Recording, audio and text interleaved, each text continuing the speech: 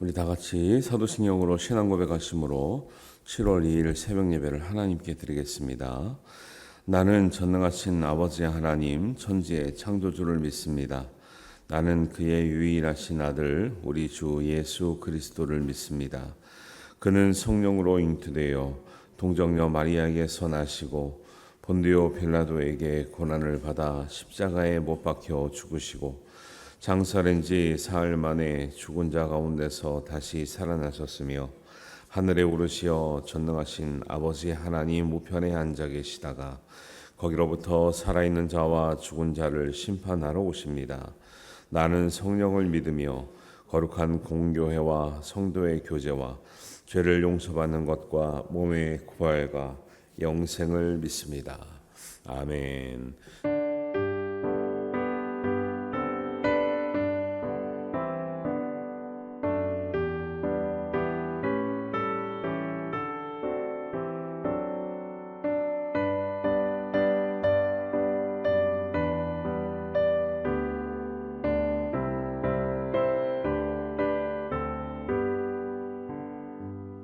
주 안에 있는 나에게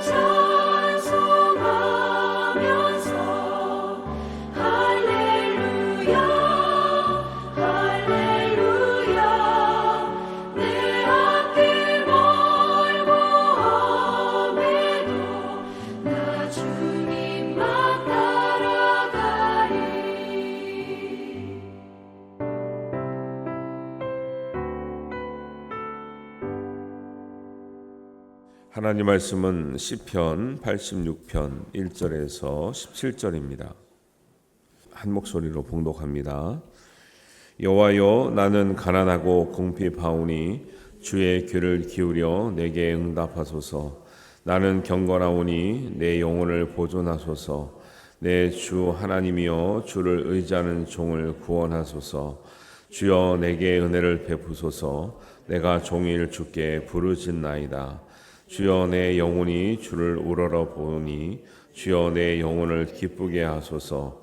주는 선하사 사죄하기를 즐거워하시며 주께 부르짖는 자에게 인자하심이 호하심이니이다. 여호와여, 나의 기도에 귀를 기울이시고 내가 간구하는 소리를 들으소서. 나의 환난 날에 내가 주께 부르짖으니 주께서 내게 응답하시리이다. 주여, 신들 중에 주와 같은 자 없사오며 주의 행하심과 같은 일도 없나이다. 주여, 주께서 지으신 모든 민족이 와서 주의 앞에 경배하며 주의 이름의 영광을 돌리리이다. 무릇 주는 위대하사 기이한 일들을 행하시오니 주만이 하나님이시니이다. 여호와여, 주의 도를 내게 가르치소서. 내가 주의 진리에 행하리오니 일심으로 주의 이름을 경외하게 하소서. 주 나의 하나님이여, 내가 진심으로 주를 찬송하고 영원토록 주의 이름의 영광을 돌리오리니 이는 내게 향하신 주의 인자하심이 크사 내 영혼을 깊은 수월에서 건지셨음이니이다. 하나님이여, 교만한 자들이 일어나 나를 치고 포악한 자의 무리가 내 영혼을 찾아 싸우며 자기 앞에 주를 두르지 아니하였나이다. 그러나 주여, 주는 긍휼히 여기시며 은혜를 베푸시며 노하기를 더디하시며 인자와 진실이 풍성하신 하나님이시오니 내게로 돌이키사 내게 은혜를 베푸소서. 주의 종에게 힘을 주시고 주의 여종의 아들을 구원하소서. 은총의 표적을 내게 보이소서. 그러면 나를 미워하는 그들이 보고 부끄러워하오리니 여호와여, 주는 나를 돕고 위로하시는 이신이이다. 아멘. 시편 86편은 시편은 너무 길기 때문에 5권으로 분류를 하고 있거든요. 근데 73편부터 89편까지가 3권이라고 불리우는데 보통 시편에는 다윗의 시가 많거든요. 근데 이 3권 중에는 다윗의 시가 딱 하나밖에 안 나오는데 그게 오늘 86편의 그 시입니다. 그래서 다윗이 구체적으로 이제 어떤 형편에 있는지는 나오지 않지만 다윗이 주로 이제 어렵다고 했을 때 사울에게 쫓겨서 도망 다닐 때 그럴 때가 좀 어렵다고 하는 거예요. 그래서 아둘람 굴에도 숨고 또 도망 다니고 또 막 그 사울 왕을 죽일 수 있으나 죽이지 않고 또 자기 자신이 도망자가 신세가 되어서 항상 쫓기는 이런 어려움을 당할 때 그럴 때마다 다윗은 인간적으로 해결하려고는 않고 하나님 앞에 기도하고 찬양하고 은혜를 구했던 모습을 보여줍니다. 그런 것들이 기도가 되고 시가 되어서 우리에게 전해지고 있는 거죠. 그래서 1절에 보면 여호와여, 나는 가난하고 궁핍하오니 주의 귀를 기울여 내게 응답하소서 그래요. 영적인 교훈은 우리가 가난하고 궁핍하면 나가서 일해서 돈 벌면 되잖아요. 그건 육적으로 해결하는 방법이고 영적인 방법은 먼저 하나님 앞에 엎드려 구하는 것이 이제 신앙인의 모습이고 또 신앙을 가진 사람들의 믿음이고 하나님께서 육적으로 해결할 수 없는 일을 도와주시는 하나님의 은혜가 되는 줄 믿습니다. 그래서 성경은 특별히 시편은 사람이 어려움을 만나거나 큰 어려움 중에서 반드시 하나님을 믿는 사람은 무엇부터 해야 된다고 말씀하고 있냐면 하나님의 은혜를 구하라. 하나님의 도우심을 구하라. 이것부터 먼저 말씀하고 있어요. 그래서 2, 3, 4절을 보면 나는 경건하오니 내 영혼을 보존하소서. 내 주 하나님이여, 주를 의지하는 종을 구원하소서. 주여, 내게 은혜를 베푸소서. 내가 종일 주께 부르짖나이다. 주여 내 영혼이 주를 우러러 보니 주여 내 영혼을 기쁘게 하소서. 그래요. 이게 우리의 기도죠. 다윗의 기도였고, 사실은 우리가 당하는 어려움과 고난보다는 다윗이 당하는 어려움과 고난이 훨씬 더 컸던 것을 알 수 있는데, 그때도 다윗이 이렇게 구하여서 응답을 받았으니 우리도 어떤 어려움에도 하나님께 구하여 응답 받을 수 있을 줄로 믿습니다. 그리고 그렇게 구하시는 우리 성도님 되시기를 바랍니다. 경건하오니 할 때 각주가 달려 있어요. 성경에 보면 각주는 우리가 성경에서 표현하는 말고도, 뜻 말고도, 표현 말고도 다른 더 깊은 뜻이 있다 할 때 각주를 굳이 달아놓죠. 뭐라고 돼 있어요? 경건이라고 하는 말 앞에 주께서 은혜를 주신 자니. 그래요. 경건하다고 하면 우리는 할렐루야 하고 막 이렇게 무게 잡고 다니는 걸 우리는 경건이라고 그러잖아요. 그냥 피상적으로. 근데 성경에서는 경건을 뭐라고 해석하느냐? 하나님께서 은혜 주신 자다. 다른 말로는 성도란 말이에요. 성도. 성도란 말을 경건이라고 하는 말로 해석을 한 거예요. 그래서 히브리어로는 하시드인데, 하나님께서 은혜 주신 자가 누구예요? 성도예요. 그리고 성도는 하나님의 은혜를 받은 사람은 경건한 사람이에요. 경건한 사람이 누구냐?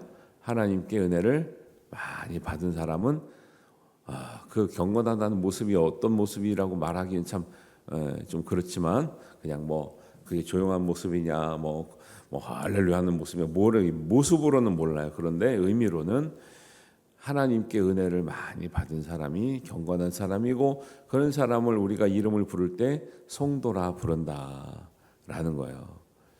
나는 은혜를 이미 많이 받았지만 하나님의 은혜가 더 필요합니다. 여러분의 많이 받았으니까 이제 앞으로 은혜 안 필요하시는 분 계신가요? 그런 사람은 없어요. 그런 사람은 성도가 아닙니다. 성도는 항상 하나님의 은혜를 구하며 사는 사람, 은혜를 많이 받은 사람, 은혜를 많이 받는 우리 성도님 되시기를 바랍니다. 그래서 내가 경건하오니, 내가 하나님 은혜를 이미 받았으니 원래 하나님 은혜를 구하는 사람이니 주를 의지하여서 내가 부르짖습니다. 은혜를 베풀어 줘서 이렇게 구하는 거죠. 그래서 2절에 보면 성도는 주님을 의지합니다. 경건하오니 의지합니다 그랬잖아요. 다른 말로 하면 성도는 하나님을 의지합니다. 하나님 의지하지 않는 성도는 성도가 아닌 거죠. 3절에 성도는 은혜를 구합니다. 하나님 은혜를 구할 때 응답하시고, 성도는 은혜를 구하는 사람이 성도예요. 은혜를 구하지 않으면 성도가 아닌 거예요. 4절에는 성도는 주님을 우러러보는 거예요. 하나님을 높인다라는 거예요. 하나님을 낮추면서 은혜 받을 수가 없는 거예요. 그래서 여러분, 내가 존경하는 사람에게, 내가 경외하는 사람이 아니라 하나님에게 은혜를 받게 되지, 내가 깎아내리면서 무시하면서 낮추면서 은혜 받을 수는 없는 거예요. 그래서 선생님들에게 잘해라, 어른들에게 가르치는 거죠. 어디 가면 어른들에게 잘해라 말씀하는 거죠. 그래서 7절 8절에 보시면 나는 나의 환난 날에 내가 주께 부르짖으리니 주께서 내게 응답하시리이다. 주여 신들 중에 주와 같은 자 없사오며 주의 행하심 같은 일도 없나이다. 그래요. 은혜를 구하는 성도가 하나님께 의지하여서 부르짖으면 하나님은 반드시 응답하시는 하나님인 줄 믿습니다. 그런 경험을 많이 했기 때문에 믿음이 더 생겼고, 그런 믿음이 있기 때문에 하나님께 구하는 거예요. 이게 선순환인 거죠. 선순환. 악순환은 뭐냐? 믿음이 없기 때문에 하나님께 구하지 않아요. 하나님께 은혜를 받아본 적이 없기 때문에 또 구하지 않아요. 계속 고난 속에 살고 있는 거예요. 이게 악순환인 거죠. 그래서 믿음을 가지면 믿음이 더 좋아지고 커지고, 은혜를 받으면 더 믿음이 굳건해지고, 또 하나님을 의지할 수 있는 믿음이 되고, 이렇게 돼야 되는 거죠. 그래서 고난을 받을수록 더 은혜를 많이 받는 자가 되고, 고난을 받을수록 하나님께 더 잘 구하는 자가 되는 것이 하나님의 은혜다라고 성경은 다윗을 통해서 고백하고 있다는 것을 알 수가 있습니다. 하나님 보시기에 이렇게 다윗처럼 합당한 기도를 하는 사람이 누군가, 그런 것에 대해서 제가 정리를 해봤는데, 11절에 보니까 여호와여 주의 도를 내게 가르치소서. 내가 주의 진리에 행하오니 일심으로 주의 이름을 경외하게 하소서. 하나님 보시기에 합당하게 하나님 뜻을 구하는 사람은 성경에 이르기를 주의 도를 배우는 사람이다 그래요. 주의 도는 제가 주일마다 강조하고 있는 제자도랑 같은 의미가 하나님의 길, 하나님이 인도하시는 길을 가는 사람이에요. 옛날에는 그게 주의 도였지. 또 지금은 예수님 당시에는 예수님의 길을 가는 사람이에요. 오늘날 그걸 정의하기를 제자도라고 정의를 하는 거죠. 우리 믿는 사람은 다 예수님의 가르쳐 주신 길을 가는 사람이란 말이에요. 근데 그 길은 그냥 한 번 은혜 받는다고 다 익혀지는 게 아니라 내가 평생에 말씀을 통해서 배워가는 길이에요. 제자도는 아무리 제가 평생을 얘기해도 과하지가 않을 뿐더러 평생을 얘기해도 우리가 다 사실은 완전하다고 말할 수가 없어요. 그러나 어떤 계기를 통해서 정말 내가 예수님을 따라가는 사람인가 점검을 하고 예수님 믿는 사람, 예수님의 길을 가는 사람은 어떠하겠는가 근본적인 질문을 계속 나에게 던지는 것 자체가 되게 중요한 거죠. 예수님을 따라간다고 우리가 그리스도인이라고 기독교인이라고 하지만 오늘날은 진짜 제자 같은 제자가 몇 명 없잖아요. 그러니까 우리가 다시 점검해 봐야 된다. 왜 없냐? 한 번 은혜 받으면 사람들이 배우지 않으려고 그래요. 한 번 직분 받으면 사람들이 더 이상 내가 다 됐다고 생각해요. 이게 되게 착각이에요. 그래서 목사님들도 조심해야지. 내가 다 돼서 말하는 게 아니고 항상 부족하고 더 성장하고 성숙해야 되는 입장에 있는데 우리가 어느새 한 일정 시간을 믿고 나면 나는 마치 다 된 것처럼 부족함이 없는 것처럼 신앙에 모르는 것이 없는 것처럼 이렇게 생각을 하면 안 된다라는 거예요. 그래서 11절에 보면 여호와여 주의 도를 내게 가르치소서. 다윗의 입장이면 다윗이 왕까지 한 사람인데 부족한 것이 있다고 생각하겠습니까? 근데 다윗은 하나님 마음에 합한 사람이라고 불리웠던 이유 중에 하나가 항상 겸손하고 항상 어린 마음을 가지고 있는 거죠. 하나님 앞에서 내가 주님 어립니다. 연약합니다. 부족합니다. 그 마음을 갖는 것이 중요한 이유입니다. 두 번째는 전심으로 하나님을 찬양하는 사람이에요. 12절에 주 나의 하나님이여 내가 전심으로 주를 찬양하고 영원토록 주의 이름에 영광을 돌리오리니 그래요.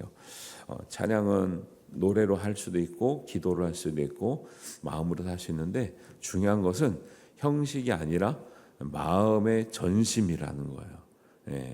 그래서 우리가 제가 5가지 써놓은 거 있잖아요. 목표 전심이라고 한 표현하는 것도 진심, 전심 이렇게 하는 마음이 우리의 마음이 최선을 다하지 않는 것은 하나님께 상달되지 않는다 그래요. 안에 우리가 어려움을 당하는 것이 축복이라 할 때요. 우리가 해보면 알잖아요. 정말 고난이 있어서 기도할 때와 평안해서 기도할 때 마음이 다르죠. 간절함이 달라요. 전심으로 구하는 게 다르다니까요. 진짜 고난당하고 어려워봐요. 그냥 앉아있으면 눈물 나는데 앉아있으면 나를 바라봐도 눈물이 나고 하나님을 바라봐도 눈물이 나고. 근데 우리가 이제 평안할 때는 뭐 그렇지는 않잖아요.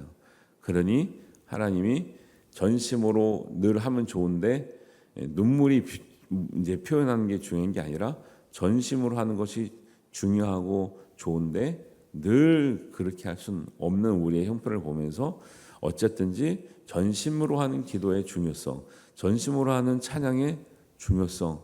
그래서 저도 그걸 깨달은 다음에 우리가 이제 예배 전에 찬양을 하든지 예배 중에 찬양하든지 정말 가능하면 최선을 다해서 부르려고 해요. 왜냐면은 사회를 보고 이렇게 위에 앉아 있잖아요.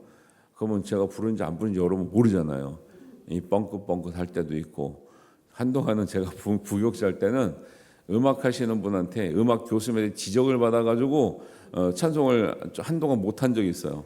아 음정 박자 틀린다고 저 뒤로 가서 하래. 그래 뒤로 가서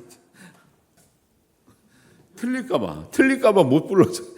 틀린 거죠. 음악 교수님이 막 뭐라 그러더라고. 저만 그런 게 아니라 부목사님들이 어떻게 마이크를 대고 부르면서 틀리게 부르면 되겠습니까? 막 그래가지고 그다음부터 위축이 돼가지고 찬양을 못 부르. 그래서 그때부터 약간 립싱크를 했는데 어느 날 이건 아닌 것 같다. 이거는 하나 옆에 최선이 아닌 것 같다. 아무리 회중들을 보기에 그래도 내가 부족해도 하나 옆에 이렇게 입만 뻥긋뻥긋 진짜 말 그대로 입만 뻥긋뻥긋 하면 되겠나 싶은 생각도 있어요. 그래서 여러분 조금 틀리고 부족해도 마음을 다하여 찬양하시길 바랍니다.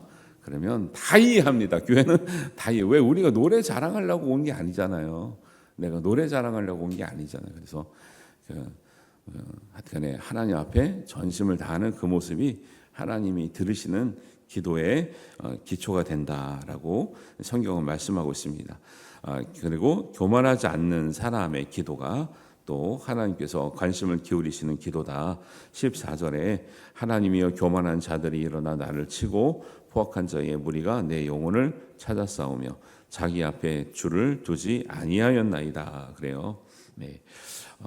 여기서 기억할 것은 직접적으로 교만한 사람 기도 듣지 않겠다 이렇게 말하지 않잖아요. 그런데 중요한 것은 교만한 자들에게 당하고 있어요. 다윗이 이럴 때가 중요합니다. 여러분 하나님 믿지 않는 사람에게 아니면 교만한 사람에게 믿음이 없는 사람에게 당할지라도 내가 교만해지면 안 되는 거예요. 네, 이게 중요한 거예요. 막 그런 경우에 내가 당하잖아요. 그럼 복수하고 싶죠. 똑같이 갚아주고 싶잖아요. 그게 유혹이고 미혹이에요. 그래서 믿는 사람들은 좀 바보 같아요. 맨날 당하고 있고 할 말 못하고 있고 그래요. 하나님이 헤아려 주실 줄 믿습니다. 신앙이라는 게 그런 거예요. 순교할 때 힘이 없어서 당하는 거 아니죠. 힘이 있지만 하나님 말씀이 우리가 어떤 길을 가야 하나님 기뻐하시고 영광된 줄 알기 때문에 순교의 길을 가고 십자가의 길을 가는 거죠. 그래서 교만한 사람에게 당할지라도 같이 교만해지면 안 된다라고 성경은 반문하고 있는 거죠. 그래서 교만하지 않는 사람의 기도를 하나님이 들으실 줄 믿습니다. 그다음에 16절에는 내게로 돌이키사 내게 은혜를 베푸소서 주의 종에게 힘을 주시고 주의 여종의 아들을 구원하소서. 하나님 앞에 나는 종입니다 고백하는 사람의 기도에 하나님은 다른 성경을 봐도 하나님은 귀를 많이 기울이시고 계시다. 하나님 앞에 종이라고 고백합니까? 그렇게 하는 게 잘 없죠. 왜? 부담스럽잖아요. 종은 이 당시에 종은 노예예요. 노예는 자기 권리가 없어요. 그러니까 다윗이 왕의 신분인데도 나는 주님 앞에 종입니다. 주님 앞에 나도 왕입니다. 하나님은 영원한 왕이시고 나는 일시적인 왕이시고 이런 말 안 한단 말이죠. 하나님은 큰 왕이시고 난 작은 왕이시고 이런 수준으로 얘기 안 한다는 거죠. 하나님은 영원히 왕이시고 난 영원히 주의 종입니다. 이 고백은 아무나 할 수 있는 고백이 아니고 함부로 할 수 있는 고백이 아니에요. 고백했으면 그렇게 살아야 되는데 다윗은 진짜 그렇게 살았거든요. 우리는 종이라고 말하지만 그러니까 저보고 자꾸 주의 종 하지 마요. 부담스럽게. 아니 말이 그렇다는 거죠. 우리가 주의 종으로 살기가 그만큼 쉽진 않는데 그래서 고백도 못할 수도 있지만 고백을 우리가 한다면 그렇게 아니 기독교인이란 말도 마찬가지고요. 우리가 섬긴다는 말도 마찬가지예요. 우리가 교회를 섬깁니다 그러잖아요. 섬긴다는 말이 종이란 뜻이에요. 그러니까 하나님과 우리 사이에는 우리는 종의 고백을 하면 하나님은 그 종의 고백을 한 사람을 높여주셔요. 참 신기한 거예요. 기독교의 진리는 되게 역설적이에요. 보통은 종이 되는 걸 싫어해. 근데 종이 진짜 되잖아요. 그러면 하나님이 높여주신다니까요. 매 맞는 노예가 아니에요. 매 맞는 종이 아니고 주인 옆에서 존중받는 이 종을 말해요. 성경의 종은 막 어디 무슨 막 험한 일 하면서 매나 맞고 이런 종이 아니라 정말 종을 잘 섬기기 때문에 종이 가까이 두고 믿어주고 그 주인도 왕이나 주인이 그 종을 굉장히 신뢰하고 믿어주고 고난을 주는 그 종을 말하는 거죠. 근데 그런 위치에 가는 사람, 이 종은 자기를 철저히 낮추고 하나님 앞에서 정말 종처럼 살아가는 고백이 나오는 사람은 주님이 높여주시는 종이 될 줄로 믿습니다. 그래서 섬기고자 하는 자는 저 끝에 가서 앉아라. 그래야 올려준다. 똑같은 말이에요. 으뜸이 되고자 하는 자는 나중에 되어라. 상석에 앉지 말고 말석에 앉아라. 올라갈 일밖에 없는데 앞에 앉게 되면 더 중요한 사람 오면 밀려나는 거죠. 예, 가운데 앞에 앉았다가 더 중요한 사람이면은 어른 오셨습니다. 중요한 오셨습니다. 하면 계속 밀려나는 거거든요. 예, 그런 원리가 있는 거죠. 그래서 자기도 주의 종에게 힘을 주시고 또 자기 어머니도 정말 하나님 앞에 종처럼 살았던 모습을 보니까 주의 여종의 아들을 구원하소서. 종의 고백이 몸에 밴 이 가문이라는 것을 알 수 있잖아요. 이런 고백도 귀한 고백이고, 그 다음에 17절은 은총의 표적을 내게 보이소서 하면서 전적으로 하나님의 은혜를 구하는 사람이 하나님의 응답을 얻는 사람이다. 여러분, 은혜는 50%, 90%가 없어요. 은혜는 100%라야 은혜예요. 그게 무슨 말이냐면 은혜는 내 힘이 10%라도 1%라도 들어간 게 아니고 전적으로 하나님이 주시는 것이 은혜래요. 그래서 이 전체 말씀을 보면 내가 어떻게 방법으로 구하느냐가 중요하지 않고요. 우리가 어떤 사람이어서 구하느냐가 중요해요. 어디서 들어보신 말 같잖아요. 제가 요한계시록 7장 14장 할 때 14만 4천 명 나올 때 그때 가장 강조했던 요한계시록을 제가 할 때 제일 강조했던 말씀이 뭐냐면 여러분은 기억나실 수도 있고 안 나실 수 있지만 내가 몇 명이냐 몇 명째냐 몇 번째냐가 중요한 게 아니고요. 그 14만 4천 명이 어떤 믿음으로 살아갔던 사람이냐는 거예요. 그 믿음으로 살아가는 사람이 20만 명이면 20만 명도 하나님 구원시킬 줄로 믿습니다. 그 사람들이 하나님 앞에 얼마나 순결했으며 얼마나 충성했으며 얼마나 순수한 사람이냐가 중요한 거지. 그들을 흉내내서 흰옷을 입고 다닌다고 되는 게 아니고 그들이 했던 방법으로 했다고 되는 게 아니란 말이에요. 성경을 보면 사람들이 자꾸 방법을 배우려고 그래. 방법을. 아니라니까요. 성경에 나오는 사람처럼 되면 어떤 방법이든지 하나님이 들으실 줄로 믿습니다. 이게 너무너무 중요한 거예요. 그 근본을 관심보다 겉으로 보이는 관심이 있으니까 자꾸 방법을 흉내내요. 아니요. 방법에 답이 있는 게 아니고 어떤 믿음이고 어떤 사람이냐에 답이 있는 거예요. 그런 사람이 되면 됩니다. 그래서 우리 은혜라고 하는 찬양 중에 또 이런 게 있잖아요. 모든 것이 은혜, 모든 것이 은혜, 한없는 은혜. 내 삶에 당연한 것 하나도 없었던 것을 고백하는데 모든 것이 은혜였소라고 하잖아요. 모든 것이 은혜입니다. 우리의 삶 자체가 은혜예요. 어느 것도 은혜가 아닌 게 없다고 고백하는 사람이 아까 성도라고 하는 주의 은혜를 많이 받은 사람이라고 하는 사람들의 고백이라는 거예요. 그 고백이 있기 때문에 다윗은 응답을 받았고 일어났고 승리했고 하나님이 성경에서 가장 위대한 왕이라고 충성된 종이라고 여기는 하나님의 백성이 된 줄 믿습니다. 우리도 이 믿음으로 하나님을 의지하시고 구하시고 응답받고 은혜 받는 우리 성도님 되시기를 주님의 이름으로 축원합니다.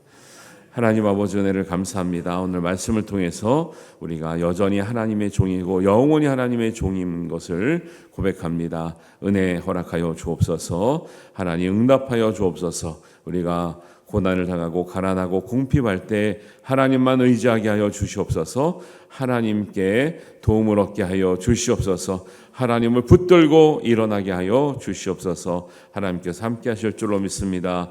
감사드리오며 예수님의 이름으로 기도하옵나이다. 아멘. 하늘에 계신 우리 아버지, 아버지의 이름을 거룩하게 하시며 아버지의 나라가 오게 하시며 아버지의 뜻이 하늘에서와 같이 땅에서도 이루어지게 하소서. 오늘 우리에게 일용할 양식을 주시고 우리가 우리에게 잘못한 사람을 용서하여 준 것 같이 우리 죄를 용서하여 주시고 우리를 시험에 빠지지 않게 하시고 악에서 구하소서.